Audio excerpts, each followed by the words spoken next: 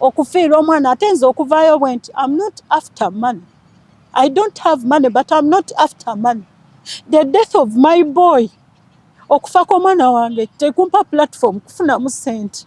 Njagala bwenkanya kumanya ddala omwana wange yanyiigira ki bazadde be, yanyiigira ki kitaawe, yanyiigira ki nze maama we atuuka okweteekamu neti yette nga te twali tucommunicatinze naye.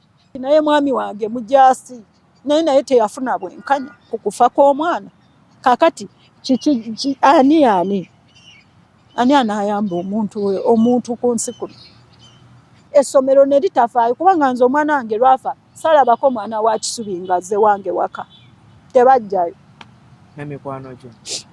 Bajja baleetayo omu omulenzi gwe baali ba trainees obulungi ekyokwogera ne warden. Baaba ne baleetayo ne miliyoni etya emu. Of which miliyoni yeyo gye twali tumusasulidde ya tuition. Ye mabugo ge baatuwa. Mwasibye mutya abatulaba? Yes, mujebaleko gyonna gye mukeezezzaako engalo olunaku olwaleero. Baaniriza ate nate ku mukutu gaffe omuganzi ogwa Tindi Files, nze Jonas Ssentongo. Eri oyo yenna eyakatyoyo nga kugenda ddala maaso n'okuba nga ate osubscribinga. Yeno ensibuko y'ebirungi ate era n'ebyessanyu. Olunaku olwaleero story gye tubaleetedde ya nnaku nnyo nnyini ddala. Waliwo omukyala yantuukiridde okuba nga ate yeetaaga okuba nga afuna obwenkanya eri mutabani bwe eyafiira ku ssomero erimu lyagenda okuba nga ate atugamba mu maaso awo. Embeera omutabani gye yafiiramu teyali nnungi nnyo ddala. Omutabani kigambibwa okuba nti yeetugira ku ssomero naye ng'ate ekyatta omutabani tekinnamanyikwa ki kyamuviirako kuba nga ate akola ekintu nga kino. Well, mukyala kansabe atubuuzeeko ate tweyongereyo ne story yaffe olunaku olwaleero. Mama mbuuza ku batulaba. Abatulaba sijja kugamba nti nina essanyu lingi, nina ennaku naye mbalamusizza mu linnya eryo yali waggulu ennyo. Neebaza bakalondoozi abagenda maaso nga bayamba omuntu oyo atalina ddoboozi ali wansi eyo atasobola kutuusa ddoboozi lye eri nsi yonna oba eri be kikwatako okubeera nga bayambibwa mu ngeri emu oba endala singa aba atuufunye okunyigirizibwa kwonna. Amannya gange mpitibwa Nambooze Hamiat. Mukama yampa abaana 5. Omulenzi omu abawala 4. Omulenzi oyo yali omwana wange owokubiri. Naye nali ntuuse mu kiseera we neenyumiririza mu ebyo ebirabo Katonda bye yampadde eby'abaana bange kubanga tubadde tuvudde wala. Joero yali akuze ng'awezezza emyaka 19 era nga taata afaayo nnyo okulaba nga abaana be abasomeseza mu masomero amalungi. Omwana oyo yasomera Maryland O-level. Bwe yamala O-level n'abranchinga ne tumutwala ku Kisubi St. Joseph's Technical. Era yali akola electrical engineering ng'ali mu mwaka gwe ogwokubiri ng'era asoma bulungi. Essomero eryo nali ndyenyumirizaamu nnyo olw'ensonga nti omwana wange omwaka ogwasookera ddala bwe yali mu first year yakomawo ewaka nga neewuunya by'akola. Omwana yagenda okudda ewaka ng'amasannyalaze almost alinga agakenkuseemu buli kimu nga basobola omuwa electric appliances eziba zifunye obuzibu katugambe nga pako oba paasi ng'ebintu ebiba byonoonese nga n'ewaka atuyamba nga n'abantu abatulinaanye ba neighbors bajja nagamba Joero tuyamba otukanikireko kino n'abikanikira nga neewunyira nga St. Joseph's ng'enyumiramu ngamba this is a very good school. Omutabani yali yakola ki ku O-level? Sciences yali yaziyita bulungi? Yali yaziyita. Yali yasoma bulungi. Yali yaziyita. Yali tira mu second grade naye nga yali akoze bulungi ddala. Yes.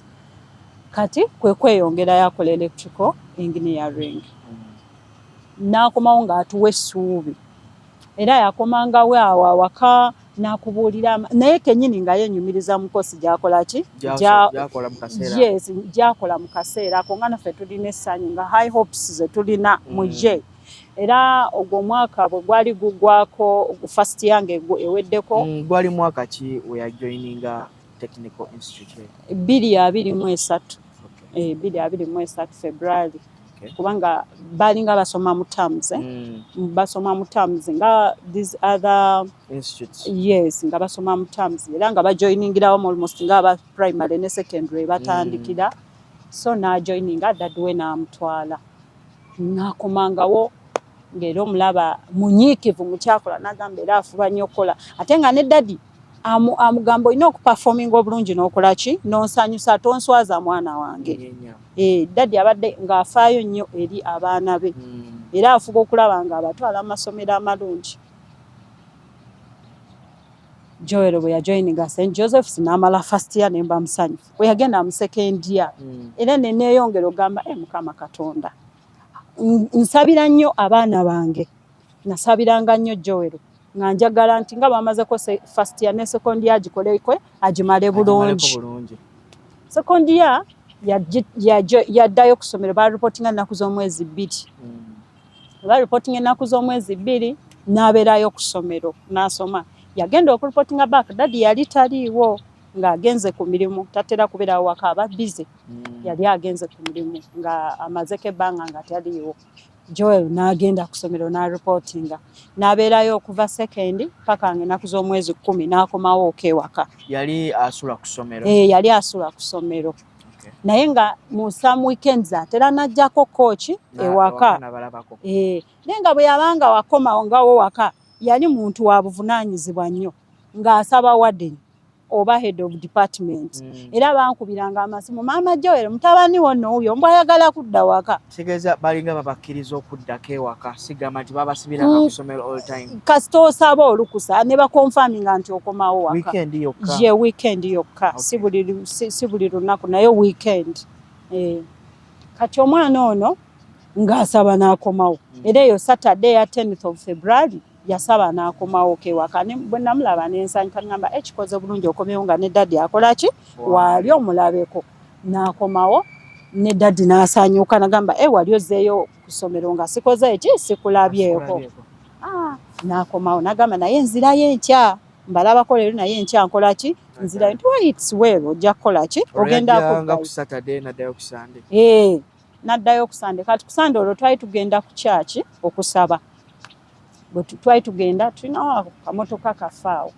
omwana yali ayize okuvuga ng'afunye ne driving permit yali yakagifuna mu January actually January around 28 nga yakagifuna ko ne mugamba nti leero Joel ogwotuvuga dadi njagala alabe sente we yazitadde eza driving kati Joel n'akola ki ne tutuula mu motoka omwana n'atuvuga paka kubayitaawo ku bitaala opposite Starbucks n'atulekaawo kati bwe twatuukaawo nagamba anze kaninye taxi nzirayo mangu ki ku ssomero ne tumuwaawo sente n'alinnya taxi n'agenda ku ssomero ffe ne tusigala mu mmotoka ne tweyongerayo dadi n'agivuga n'atutwala twali tugenda kusabira kitala temwasaba naye ku olwo ate twasaba naye ku olwo kakati engeri gye yasomera ku Maryland yali ayagadde nnyo SDA ng'oluusi agenda n'asaba mu SDA mba 7th day ng'oluusi yasabira yes era ne that very day bwe yakomawo yali yagenze n'asaba mu SDA church from there n'akomawo ewaka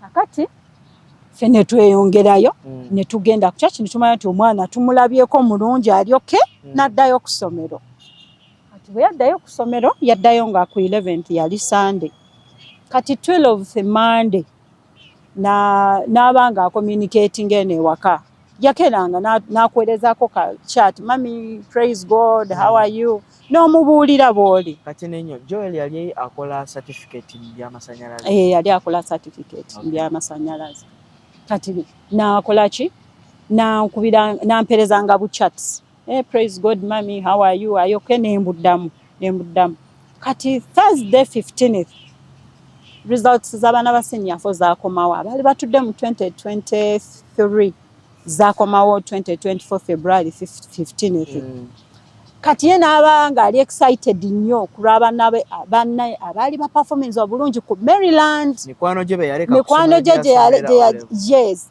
Era yabatwalira ne success cards nga bagenda okukola ebibuuzo. In fact n'olunaku before he went back to school yavuga emmotoka eyaffe n'agendako ku ssomero ku Maryland alabeko banne n'akomawo then n'addayo ku ssomero n'areportinga.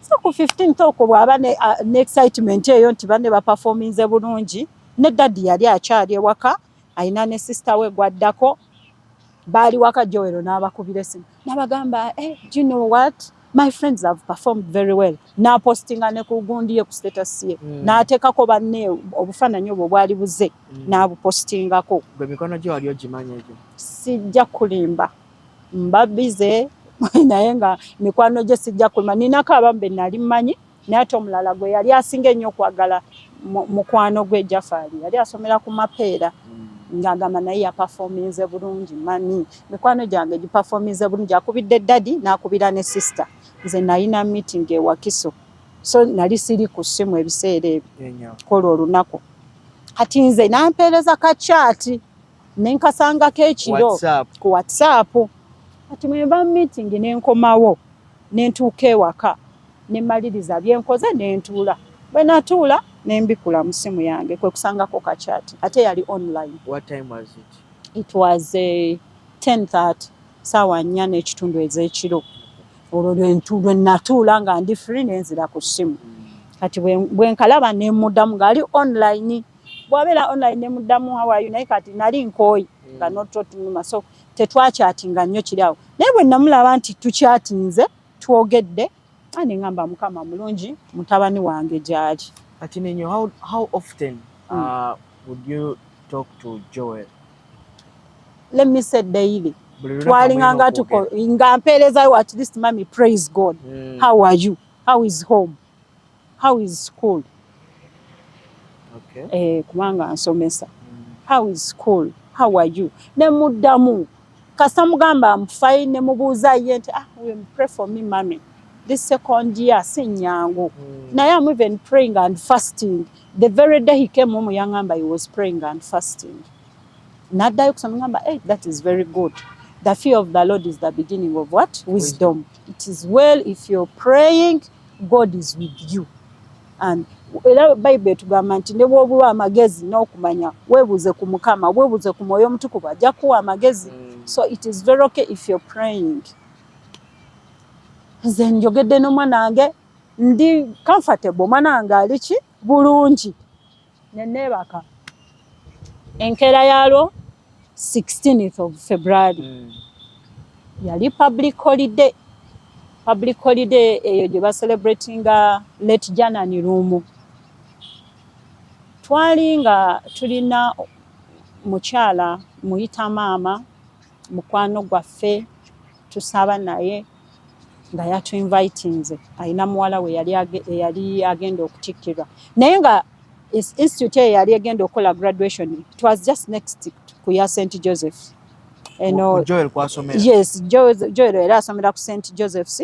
Then omuwala yali asomera ku St. Benedict ng'akola civil engineering.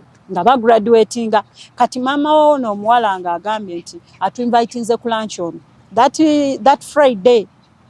So ne tate engeri gyaliwo nali nkoze breakfast ku ssaawa 3 makyali ali ku breakfast then male preparing ssaawa ze batuuse ku lunch on zituuke nga we are set. Kakati nga ntegeese breakfast daddy ali eri anywa nange nze nali eno mufumbiro nawo kawala kange kalina kati 6 years nga nfuna call from St. Joseph's ssaawa 3 ez'okumakya ndi ku kyayi wange. Hey, Mama Joel. Is this Mama Joel? Number, yeah, I'm the one. St. Joseph's Kisubi, head of department. I said, yes, my madam, she's called Madam Kobsi, Christine or Carol something. She's the head of department there. Electrical engineering. Okay. Yeah, head of department, what Joel department, je yalimu, je yankubira. Nangamba, we have bad news for you. Nangamba, bad news? So kati wangamba bad news. the fact that mutabani wange akola electrical engineering alimbya amasannyalaze yanyumizanga mami tuyingireyo mu siringi nosanga waya zakola zitya no mami tulinya biki era ekyanzigira mu mutima ngamba omwana wange amasannyalaze galabika gakoze eki gamukubye kati nze mukulowooza oba amasannyalaze gamukubye naye kyekinnaba kutuuka to the extent ati nti oba gamukubye n'akola ki n'afa nze manyi ndowooza bampita mulwadde ali bubi so kati omukyala n'asirikiriramu bad news kati mu background waliyo male voices ezoogera nga mpulira maloboozi nga lya kisajja kati bwankubira nendowooza oba Joel asaba permission ajje ewaka as usual but when she told me bad news nemanya now it is not him maybe the administrators but they are finding a way of getting me on board nzije ndaba omwana akasirikiro kyava agamba nti I've got the mother she has received the call nasirikamu then ovanyangamba mama Joel omwana we yafudde bad news omwana we afudde koze omwana wange yafudde kiki yegalidde mu kilaasi neyeetugiramu then she switched off just like that kati we are switching off nebuuza neŋŋamba mwana wange afudde yeetugidde mu kilaasi na communicate nze naye yesterday yayogedde ne taata yayogedde ne sister we nga celebrating abanna abakoze eki abayise ngamba singa kale ekiro bannayombyeko naye oba singa twafunyemu obutakkaanya ng'abazadde n'omwana mu communication yaffe nangambye oba omwana ono he was desperate about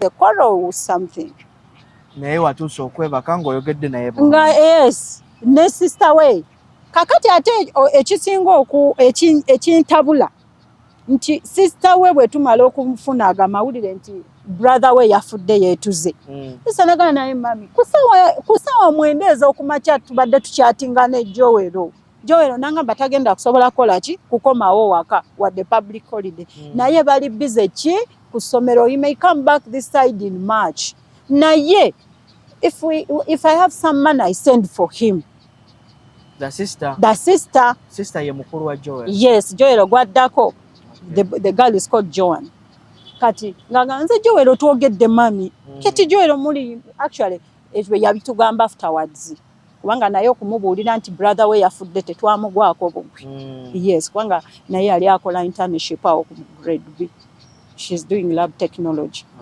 kati yali ku ddwaliro nga ali ku internship akola so nga tetusobola from out of the blue mugweko bugwe mugambe omwana akoze eki afudde si brother we afudde ye mwayitembera na sister we waka abeerawo naye of course abaana abasoma kati tosobola kugaa nti omwana agenda abeerawo awaka yali agendanga yes kati munnange ebyo byonna mbiwulidde tata nga mbuuza kiki nemugamba mwana afudde tambuuza omwana afudde koze our son is dead nambuuza naye is this the kind of joke gy'osobola okundeetera ku ssaawa zino konze naye mazima nkeera ntya nentandika okutandika okusaagira ku linnya ly'omwana nti afudde bankubidde essimu okuva ku St. Joseph's head of department essimu yine enkubidde ne tugicallinga back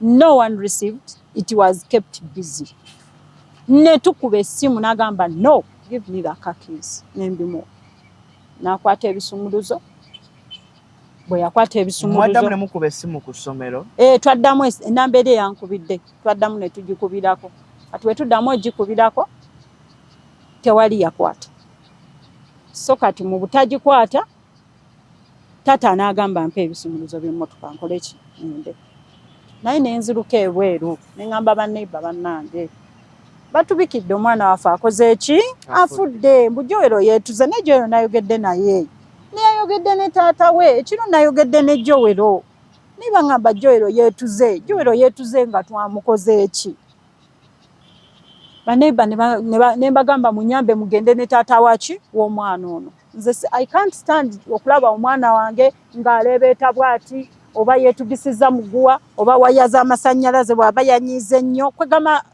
a lot was running in my mind. Nebuuza yeetuza ati neebuuza kati Joel oyo akakanya dda atya mu kwetuga okwo.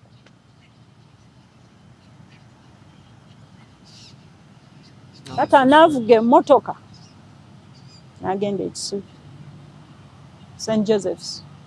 Atuukayo agenda okutuuka poliisi yali yatusooseeyo dda nga boda y'omwana baagiggyeyo eri wansi. N'ababuuza omwana munkubidde ku ssaawa 3 ziringa ssaawa 3 n'eddakiika oba 4 ndi wano. Mugamba mumulabye ku ssaawa 2:15. Munkubidde ate ku 3 after 30 minutes nga mumaze omulaba. Wange badde public holiday abaana tebabadde mu classes mumulabye after nga mumaze ebyamu ne mulyoka mumulaba. Naye lwaki muggyeyo bode eno? N'abuuza poliisi kale mugiggyeyo it is okay. Bwe mutuuse wano kiki musoose okukola? Mufindinze out oba omwana ono yabadde mu ruumu muno yekka. Yeetugira mu class. Bagiyita mbu chapel yaabwe. Mwe basabira. Actually mwe yeetugira bagamba ye yali akulira aba SDA students abaali basomera ku St. Joseph's. Oba yali treasurer waabwe kind of. Bwe mwalimu office y'omwo Joel mwe yatuulanga. Era bagamba bwe yeetuga n'ebisumuluzo bya gundi eyo byali mu pocket ye. Bwe baali bamuggyeyo ebisumuluzo byali mu pocket ye. Kati omwo mwe yeetugira yali eringa holo. Simanyi oba ebizimbe by'Ekisubi mubimanyi naye birina engeri gye enzimba eri enkadde yedda kyamategula kiwanvu. Kati eno side eno kuliko ebibaawo biringa bi anchors. Kati ekyo ki anchor bwe kityo kwe bagamba ate nga yeetugisa mosquito net. Mosquito net ennamba akatali nti akaguwa nti oba kaguwa naye ennamba nga bw'ogissa ku buliri bw'oti yeeyo mosquito ye yamutuga. Era nga bw'oba olabye ekifaananyi nga bwe kyali baakuba ku bifaananyi abapoliisi babirina. Abapoliisi be baabikuba ab'Ekisubi babirina. Kati ekifaananyi kiri bw'oba olabye nga ebigere bya Joel yali straight bw'ati ng'otugere tuleebeeta just kati ni bwe kati okutuuka ku table waliwo ka table n'obutebe naye ng'obutebe tebugudde tewali kiki kikyenyenyezaako wabula oli yajja straight bw'ati mu bifaananyi bye nalabako. Then n'ebyo nga bamutadde ki era nga ddala yeye wansi. Ebifaananyi bye nalaba ku poliisi nalaba nga yeye. Neera abagenda ne waggulu ngali waliwo ekifaananyi kye nalaba nga ali waggulu n'endawutinga face ye. Then bwe bampita afterwards nga tumaze okuziika omwana oyo nga wayiseewo ennaku nvuddeyo mu kyalo gye twamuziika. Ab'Ekisubi bampita kuba baali bagamba balowooza omwana yali abeera ne step mother oba nga amubonyaabonya. Ne bagamba amu his biological mother. Naye njagala ndabe ku bifaananyi ebyo bye mwakuba ebyaliwo ku siini ssaawa eyo omwana wange ng'akola ki ng'amumuggyayo. A minute.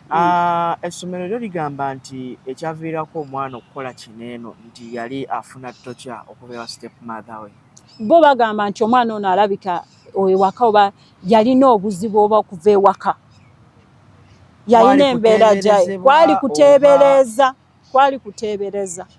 Because at home tetwalinawo kintu kyonna nti nno oba omwana yava ewaka nga tuyombye naye. Yes. Twali tetuyombye naye. The school didn't know you as Joel's mother. They knew me kuba namutwalanga nagendanga ku ssomero. First twamuwerekeranga nga bamuvuga muvaani ne bamutwala ki ku ssomero. In fact n'olunaku lwe yareportinga yanga mami daddy taliiwo. Ne anka atuvuga mu mmotoka yasengusa ali seguku. Kakati ngenda kola kyamugamba gwe wakoze driving oyina ne driving permit. Uteke ebintu byo mmotoka weevuga ogende. N'abivuga bulungi n'abituusaawa ku ssomero. N'avuga emmotoka n'agikomyawo ewaka ne muwa transport amuzaayo ku ssomero. Kati tokya kyeyo omuntu gwe bafaako ne which kind of torture? I don't understand kye bagezaako tuga nti omwana ono yali alayika nti alina obuzibu ne famire ye. Kubanza bampita ne bambuza, are you the biological mother of Joel? Olwokuba jjukira omwana oyo engeri gye yali akuze, ndowooza yali nga ali size nga ya cameraman bw'atyo ng'ekiwago bwaki.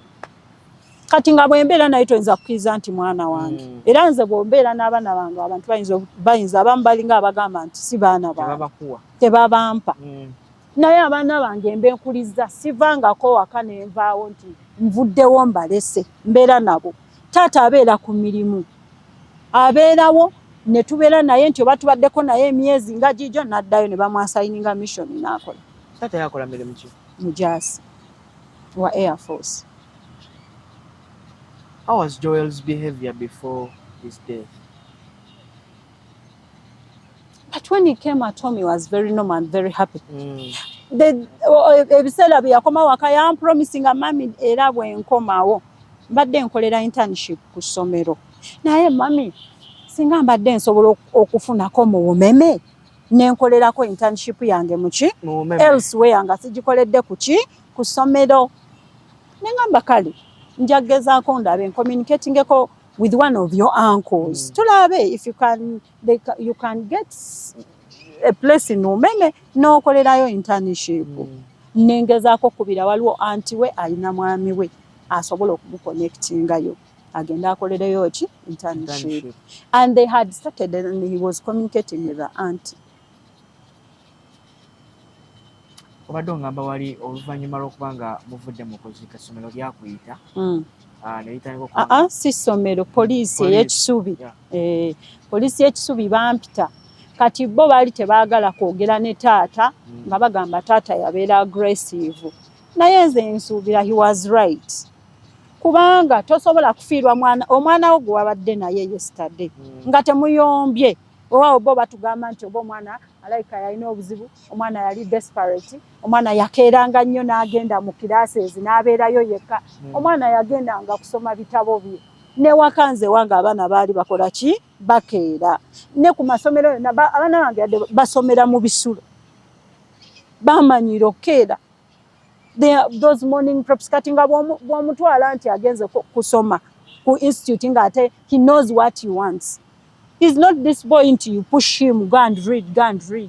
Yali akimanyi nti ninokola I have to commit myself on reading. Yali amanyi ky'ayagala. Yes. Naye ekyo kye bagamba mbu ba friends be bagamba ffe Joel yali atusobera. We hours agenda mu classes. What was wrong with that? The friends were the ones saying that. I was not at school, but those people who went at school, that's what they say. Statements z'abaana ze bawa ku police. Gwenga ko tofunako ka chance kwogerezeganya na jimu ku mikwano gya Joel. Waliwo mukwano gw'omu. Unfortunately, simu yange ebanga ddene kubanga Joel obukyangafu omwaka guwezi. Simu yange yayonooneka. That boy na communicating anga naye. Nga mubuza naye what went wrong. Is it true kye batugamba nti Joel oyo ddala okufa kwe kwava kufe bazadde nti okufa kwe kwava kufe engeri gye tumuyisaamu. Oli n'agamba nedda. Era naye takitegeera. Nakati yeebuuza lwaki mukwano gwe yafa, lwaki yeetuga. Oyo gwe yali naye dde before ne bagenda mu basketball. Bwe bagenda mu simanya mu that court where they play basketball from.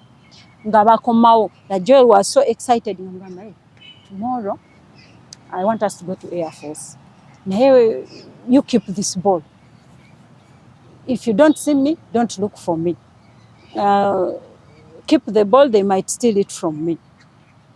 Ye statement yoyo mukwano gwe gyagamba era ne bwe twafiirwa nga bazze okuziika oyo muvubuka bamuweereza ne waddeni w'essomero bajje twaziika mu kyalo eyo Manaafa. Be bajja era bajja mu kutya okungi nga bamanyi oba tunaabakola ki nti kubanga tugamba essomero lye lyassa eki omwana. sigamba nti essomero lyatta ki omwana naye njagala kumanya ekituufu kubanga ffe ng'abazadde kababe sisita we kababe taata we tewali yapushinga Joel nti nno twali tumukoze ekintu kyonna okutuuka okwetuga because the days before tuwadde nga tetuyombangako na Joel abadde ku ssomero ne bwe yajja tulabe waka tewaaliwo lutalo twali basanyufu ffenna naye ovanga ku mwana yalinga akuweerezanga everyday n'acommunicatinga naawe ate nga ne taata we bacommunicatinga kubanga waliwo okubeera nti omwana waliwo that gap nti talina na communication they don't even have that dialogue with the dad nti batuulako wamu ne bakola ki beebano abantu abaali banyume ne batambulamu n'olowooza their brothers the dad and the son. Yes. Essomero lyo lyayogera ki ku kufa kw'omwana? Essomero teririna kyamaanyi kye lyayogera ku kufa kwa mwana kubanga taata bwe yatuukayo ng'abuuza poliisi mwaleese ku mbwa ewunyirizeeko eraba oba omwana yabadde yekka mu ki mu roomu. Daddy yali takkirizibwa nnyo okuyingira into details. Awo naye n'abikaminga ki mukambwe kati bagamba nti cameras zikomolaga Joel bwe yava mu dormitory mu kiro ssaawa aba 10:30 emulaba ng'atambula ate n'ekifaananyi kye bagamba nze sirabanga ku footage eyo wabula poliisi yamulina ab'ekisubi baŋŋamba tumulina wano naye simanya tugenda kumukyusa oba mu VCR asobole okuba ng'omulaba naye kati ssaawa zino tolina bw'omulaba bandaga still photos ze baakuba wali ku siini nga bamuggyayo bamutadde wansi bamusumuluddemu kineeti nga yeebasaawo wansi ebyo bye bandaga ne bazuuminga okundaga mbu eri face gye ndaba kuba nasooka n'empakana nga face sigitegeera nga hanginga then ne babizuuminga n'ensobola yes then ne babizuuminga ne bandaga views oba side front view bwe batyo ne kale ne ngamba yes yeye then wano bwe wati manye ebiseera ebisinga omuntu eyeetuze akantu kano kayingirayo nnyo oba munda akakamuleetera okufa kati n'ensingo yeeyo just omanyi nga bw'onookwata oba ekigoye ekibisi n'okisiba awantu boote eyo kale ejjawo ng'eya kivuuvuvuuvu nga kivuuvuvuuvu bwekityo okweruukirira kwe kwali mu bulago naye so okulaga nti noba nti ekintu kyamunyize nnyo ne kiyingira munda kakati ate bwe bamala omutwala ne muki emulago eri nga bamutute ku postmortem kuba taata yasaba n'agamba naffe aba UPDF tulina ki ba pathologists abasobola okukola ekintu ekyo ne bagamba this is a police case omwana bode ne bagisula ne bagiteeka kuki ku kabangali ka poliisi. Nina ekintu ekitategeddemu kati olw'okuba taata munnamagye lwaki bamwewaza nnyo okuba ng'ayingira mu bintu bino?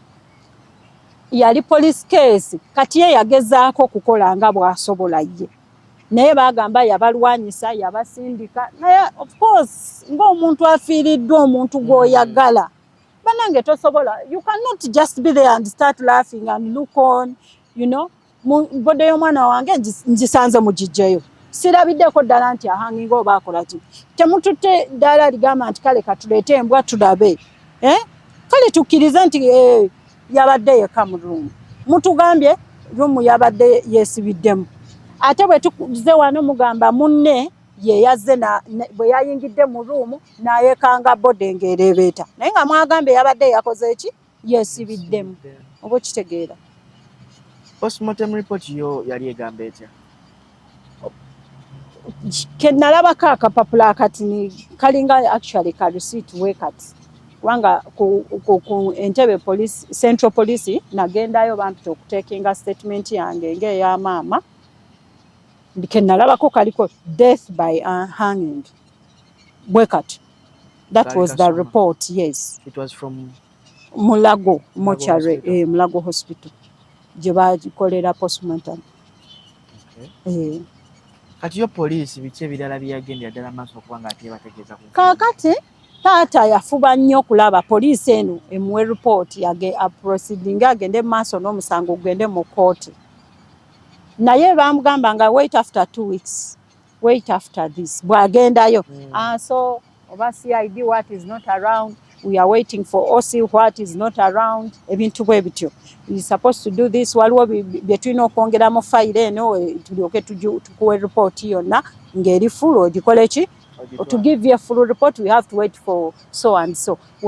Kati oli muntu akola emirimu gya gavumenti atajja kubeera awo kwekyo kintu kimu.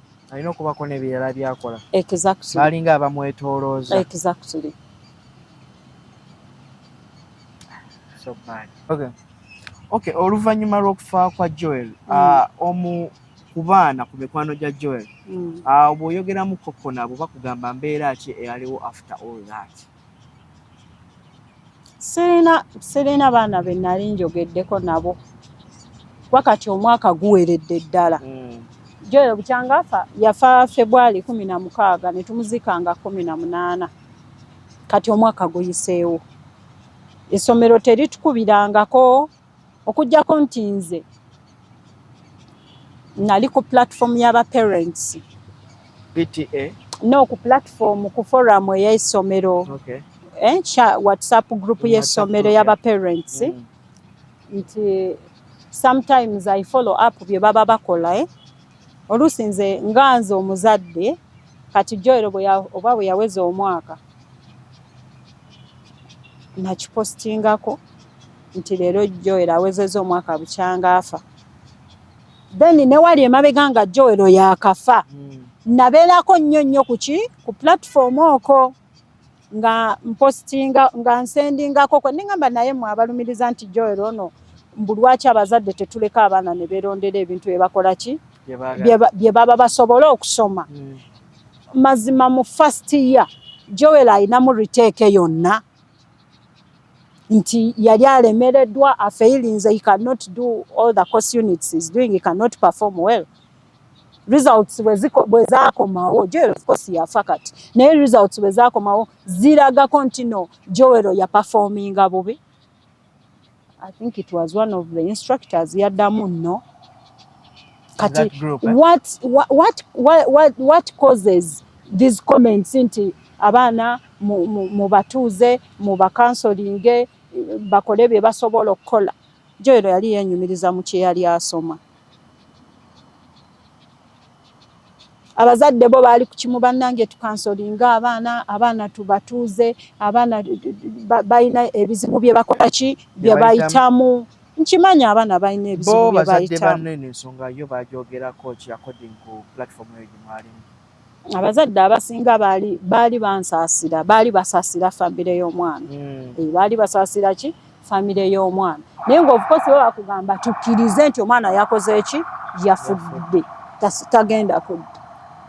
Walowoozaako ko ekyokubanga ensonga zinene ozitwala mu bamateeka okusinga kaawe?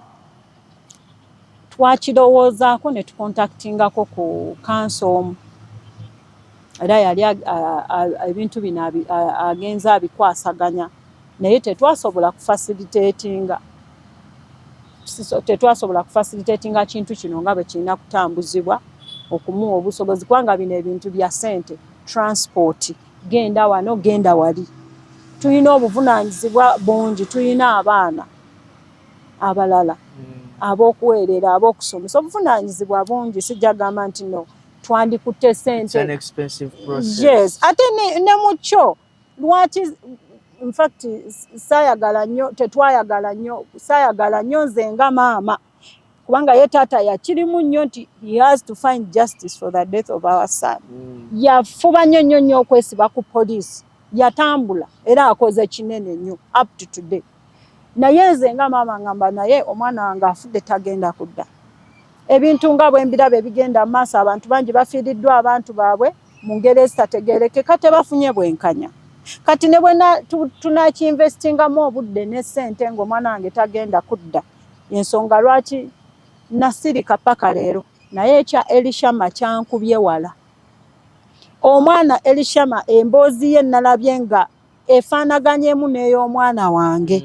Lwaki? Omwana wange yeetugisa mosquito net nga bwe bakyogera.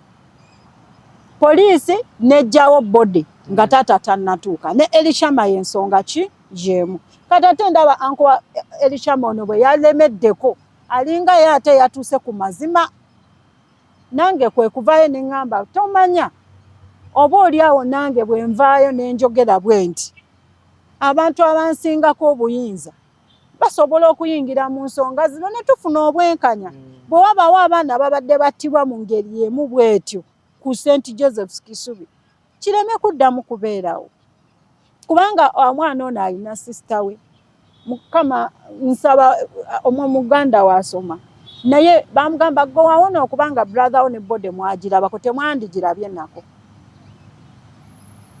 Alwaki bamugamba ebintu ku St. Joseph sawa abaana bafa nali sikimanyi yes bibeerawo but so I don't know obanga waliwo ab'obuyinza abasobola okutuyamba ne bayingira mu nsonga ezo ne babuulirizaako ku St. Joseph's well and good sigivumirira kubanga nze mbebaza baali basomesa bulungi bo basomesa bulungi ge mazima naye bwe wabaawo ng'abaana bafa mu ngeri etategeerekeka ate ne babasiga kifaananyi kibi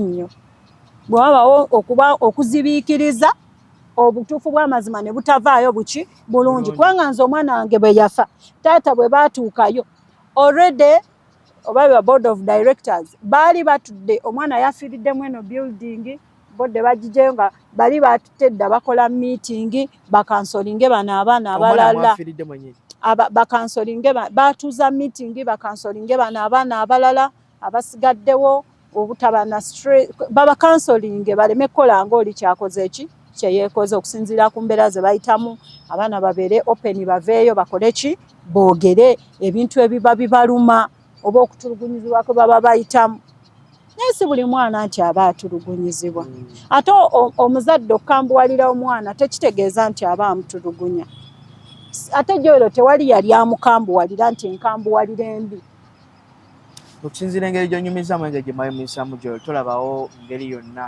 gye mwali muyisa bubi Joel kubanga kati abazadde bagenda kulekayo okuteekamu okuinstilinga discipline mu baana lwakubanga bajja gamba nti omuzadde oyo atulugunya omwana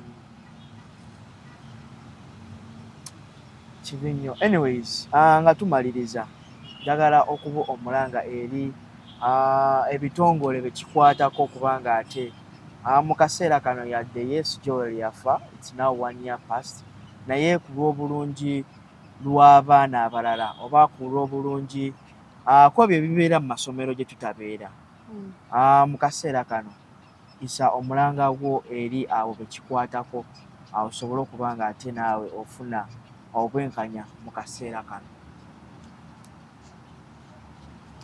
neyanziza nnyo ssebo omukulu Jona ntwala omukisa guno okuba omulanga eri ab'ebitongole bonna eri bekikwatako ab'ebyenjigiriza kubanga abaana baffe kati bali mu kufiira nnyo mu masomero okutwala obuvunaanyizibwa okulaba ddala kiki ekiviirako bwe baba abaana baffe kituufu betta kiki ekibaviirako kukola ki okwetuga ate bwe baba abaana tebetta kiki ekiviirako abaana baffe okufa mu nfa efaanana bw'eti laba omwana oyo omuto gwe baasalira eri zit Josan eyo Soroti akaana ako 3 kalina myaka oba 6 kati tunuulira Elishama tunuulira oyo omuwala abaana bangi abagenze nga bakola ki bafa mbadde nsaba ensonga zino baziyingiremu ebitongole byonna gavumenti mami Janet abiyingiremuko tulabe oba tufuna okubwenkanya ku baana baffe abafudde mu nfa bweti kubanga ffe tuyinza okuba nga tetusobola kutuusa mulanga gwaffe wala nnyo naye bwe tuba tufunye akakisanga kano okufulumirako ku mpewo eddoboozi ne liwulikiko oba oli awo n'ekifaananyi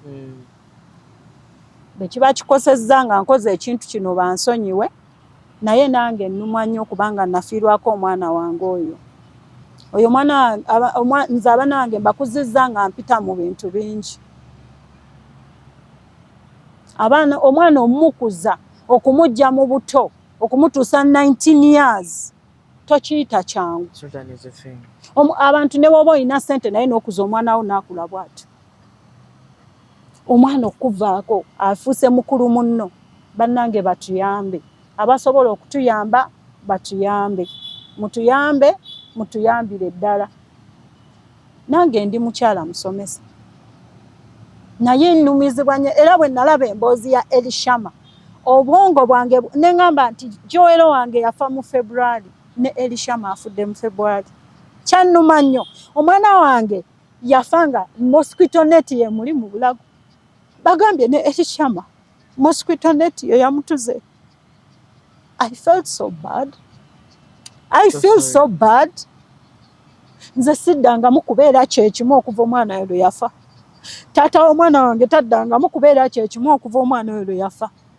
Baganda be n'emikwano gyange n'abantu abanneetoolodde. Nina mutabani wange atera okunvugirako emmotoka oyo. Eyagoba emmotoka akabangali akaaliko Joel nga bamutwala e Mulago. Okola postmortem. Omwana oyo yatuuka eri n'agamba maama. Ampita maama natuusizza nagoberedde emmotoka eyatutte muganda wange. I'm so sorry about that.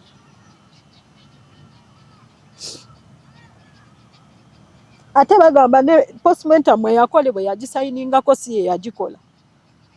Bwe afande bwe yagenda ne poliisi bapikinge postmortem report okuva e Mulago. Someone just delegated okusayininga. Si oli yagikola. Jukira nti bagikola temugikimayo lwe lunyinyi. Then after police bwe yagenda nga bayise afande ajje bagende bagikime kwate yali taliwo yaddayo ko mu kyalo nga tumaze okuzika yaddayo. Kati bwe yakomawo nga bamise bagende banone postmortem report. Bwakomawo ne bagenda ogikima. Muntu mulala yasayiningako. Yes, bagamba si oli yennyini eyakola ki? Eyagikola. Naye n'omwana eyalimu mugundi omwo nga bakobera omulambo bode.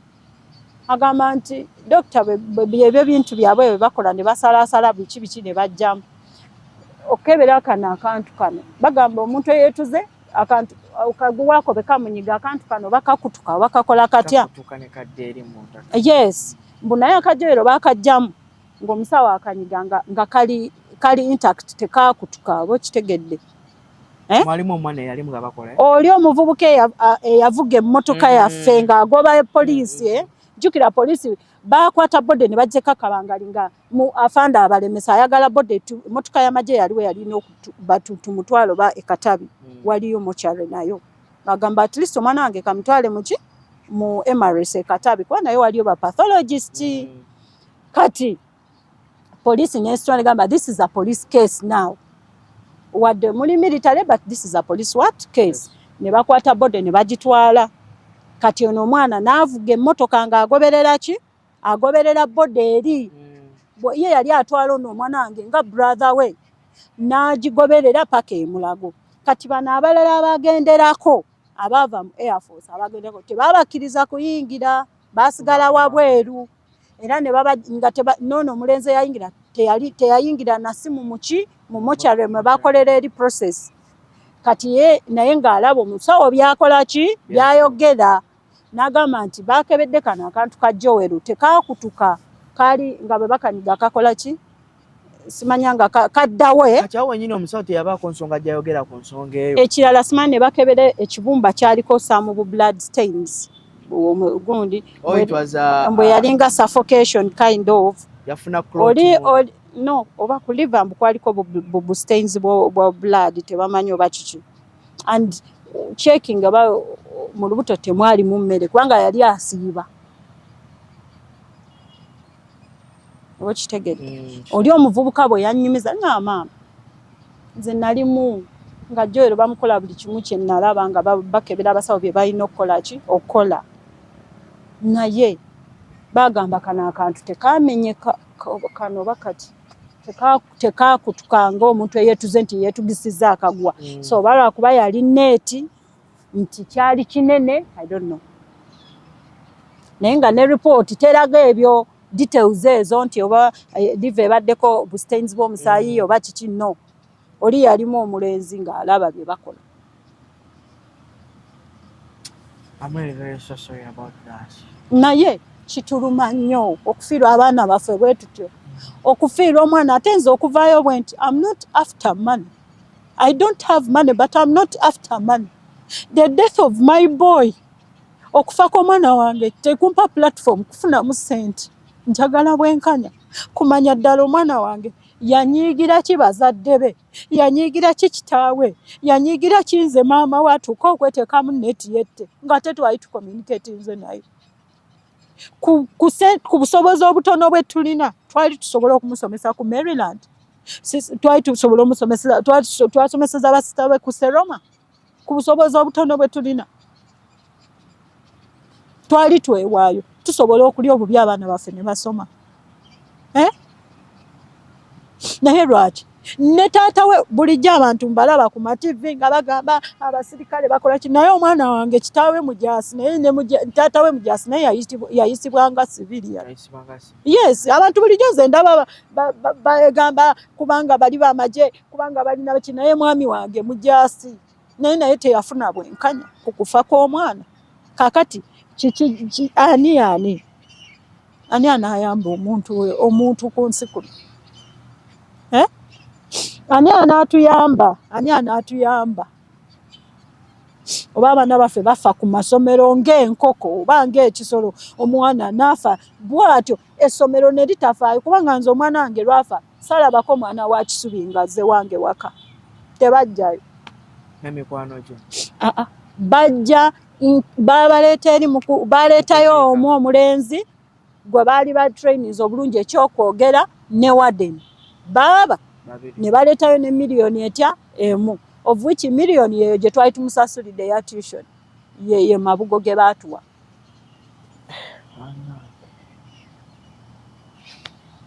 This is really very bad and sad.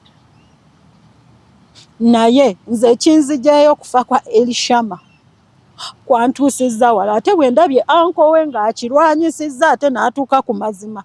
Oba oliawo nange bwe baba batuyambyeko, oba oliawo tuyinza okumanya nti Joel oba teyetta oba alina kye baamukola. Abaana bakola bannaabwe ebintu ne babazibiikiriza, naye kibi nnyo. Okay. N'olw'ensonga eyo sigenda kubanga ate nsukkawo wano.